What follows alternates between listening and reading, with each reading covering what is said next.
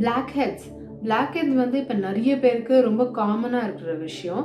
இது எதனால் வருது அப்படின்னா, ஸ்மால் அவுட்பர்ஸ்ட் ஆஃப் ஆங்கர், சின்ன சின்ன அவுட்பர்ஸ்ட், அதாவது கோவத்தோட அவுட்பர்ஸ்டில் தான் இந்த மாதிரி விஷயம் நம்மளுக்கு ரிஃப்ளெக்ட் ஆகுது.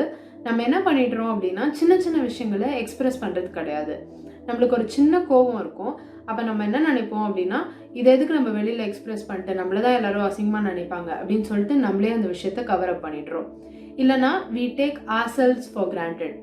நமக்கு கோவம் வந்தால் என்ன, நம்ம கண்ட்ரோல் பண்ணிக்க முடியும், பட் வெளியில் காட்டக்கூடாது, அது தப்பு அப்படின்னு சொல்லிட்டு நம்மளை கொஞ்சம் தாழ்வுபடுத்திக்கிட்டு அதை கவர் பண்ணிடுறோம்.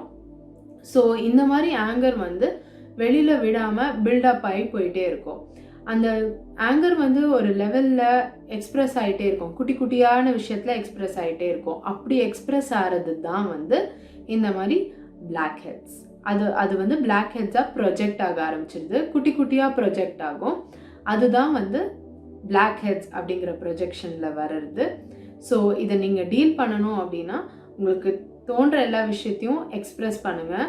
உங்களோட கோவத்தை நீங்கள் கோவமாக தான் எக்ஸ்ப்ரெஸ் பண்ணணுன்றது அவசியம் கிடையாது, பட் அதை நீங்கள் உள்ளேயே வச்சுக்கணும் அப்படிங்கிறதும் நெசசிட்டி கிடையாது.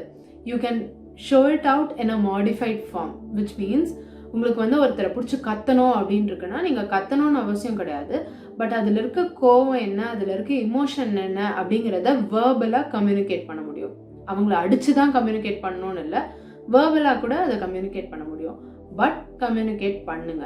இது பண்ணாத போது ஆட்டோமேட்டிக்காக இந்த மாதிரி நம்ம மேலேயே அது ரிஃப்ளெக்ட் ஆகிறத பார்ப்பீங்க.